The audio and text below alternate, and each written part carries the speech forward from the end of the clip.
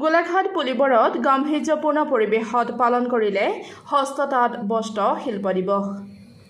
গ্ৰাম্য অৰ্থনীতি টনকিয়াল কৰাৰ প্ৰয়াসেৰে কেন্দ্ৰীয় চৰকাৰে মহিলাসকলৰ মাজত গ্ৰহণ কৰিছে বোৱা কটাৰ জৰিয়তে একোগৰাকী মহিলাই যাতে স্বাৱলম্বিতাৰ পথ প্ৰশস্ত কৰিব পাৰে তাৰ প্ৰতি চৰকাৰে বিশেষভাৱে দৃষ্টি ৰখা পৰিলক্ষিত হৈছে।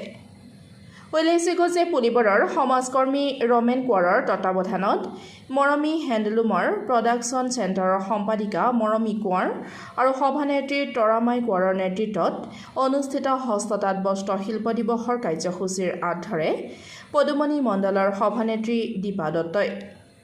অনুষ্ঠানত অসমী হেণ্ডলুম প্ৰডাকশ্যনৰ প্ৰায় 10গৰাকী মহিলাক সম্বৰ্ধনা জনাই প্ৰতিষ্ঠানটোৱে আদৰ্শ দাঙি ধৰিবলৈ সক্ষম হয়।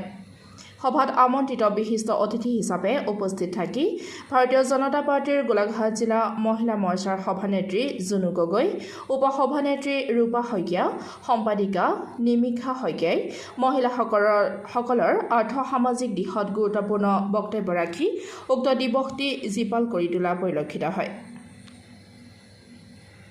গোলাঘাটৰ পৰা জয়ন্ত কুমাৰ গগৈৰ ৰিপৰ্ট, নিজা খবৰ।